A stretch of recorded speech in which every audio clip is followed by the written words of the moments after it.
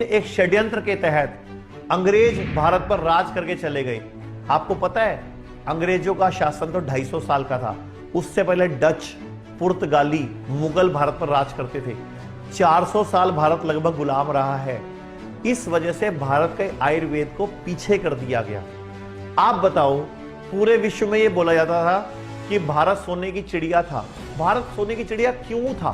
भारत में ऐसा क्या था कि भारत इतना पैसा भारत के पास कैसे था? तो बताता हूं पूरी बात। हुआ क्या, भारत करता क्या था? भारत अपने मसाले पूरे विश्व में निर्यात करता था। मसाले समझते हैं आप? जो आप घर में खाना पकाते हैं यूज करते हो, हल्दी, दालचीनी, सौंफ, तुलसी, इलायची, लौंग, ये मसाले हैं। ये मसाले भारत निर्यात करता था, जिससे पैसा भारत में आता था। तो एक तो भारत ये काम करता था। दूसरा, भारत कपड़े का निर्यात करता था। कॉटन का करता था, मलमल का करता था, कुछ खास तरह के कालीन्स का करता था, कुछ खास तरह के ऐसे कपड़े बनाता था जो पूरे विश्व में सिर्फ भारत के ही बनते थे।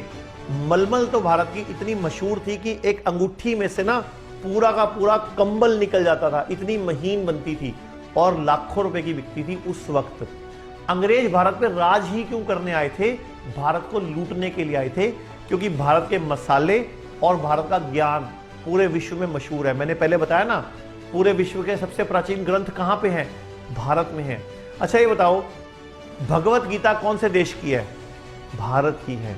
वेद किस देश के हैं? भारत के हैं। भारत के लोग दिमाग में सबसे ज्यादा उन्नत है पूरे विश्व में।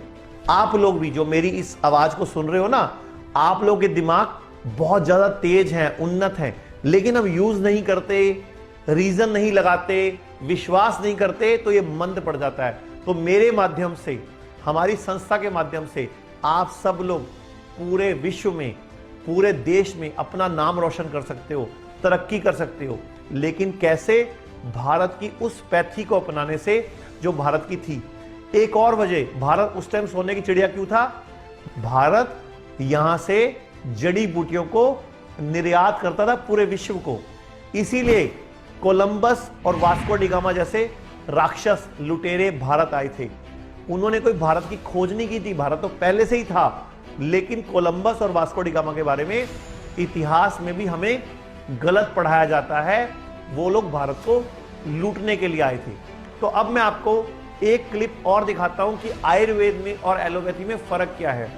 अंग्रेजों ने षड्यंत्र के तहत भारत में आयुर्वेद को अवैज्ञानिक, अंधविश्वास और पिछड़ा घोषित कर दिया था, जिसकी वजह से लोग एलोपैथी की तरफ चल पड़े। अब आपको एक वीडियो क्लिप दिखाता हूं कि एक महिला बिस्तर पे पड़ी थी कई सालों से। उसके हस्बैंड को बार बार बोलती थी, कृपया मुझे छोड़ दो, आप दूसरी शादी करा लो। उसके हाथ ऐसे हो चुके थे, पैर जुड़ चुके थे। लेकिन हमारे यहाँ 6 से 8 महीने इलाज कराने के बाद ही रिजल्ट आपके सामने है। तो आयुर्वेद की शक्ति देखनी है ना, तो ये वीडियो देखो। मैं नरेंद्र कौर तरन ताਰਨ ਤੋਂ ਰਹਿਣ ਵਾਲੀ ਹਾਂ ਤੇ ਸਰ ਮੈਂ 13 ਸਾਲ ਤੋਂ ਅੰਗਰੇਜ਼ੀ ਦਵਾਈ ਖਾ ਰਹੀ ਤੇ ਮੈਨੂੰ ਕੋਈ ਫਰਕ ਨਹੀਂ ਸਰ ਪੈ ਰਿਹਾ। ਸਰ ਬਿਮਾਰ ਨੇ ਮੈਨੂੰ ਗਠੀਆ ਸੀ ਤੇ ਪੇਟ ਦੇ ਚ ਅੰਦਰ ਇਨਫੈਕਸ਼ਨ ਜ਼ਿਆਦਾ ਫੈਲ ਗਈ ਤੇ ਸਰ ਪਤਾ ਹੀ ਨਹੀਂ ਅੰਗਰੇਜ਼ੀ ਦਵਾਈਆਂ ਨੇ ਕਿਹੜਾ ਕਿਹੜਾ ਰੋਗ ਬਣ ਗਿਆ ਹੈ ਤੇ ਮੰਜੇ ਤੋਂ ਉੱਠਣਾ ਬਹਿਣਾ ਬਹੁਤ ਤੰਗ ਹੋ ਗਈ ਮੈਂ। ਤੇ ਸਰ ਫਿਰ ਮੈਂ इस तरह वेदे वेदे यहो जी हालत हो गई कि मेरा जीने का दिल नहीं करता। सर फिर मैं एक दिन टीवी ते वेख्या मनीष जी का प्रोग्राम, फिर मैं उस तो दवाई वेखी, फिर दवाई वेख के ते आर्डर की इन्होंने। तो सर बाद विच 1 महीने दवाई इन्होंने भेजी। फिर सर 1 महीने विच कुछ फर्क पैना शुरू हो गया। फिर उस तो दूसरे महीने 14 फर्क पैना शुरू हो गया।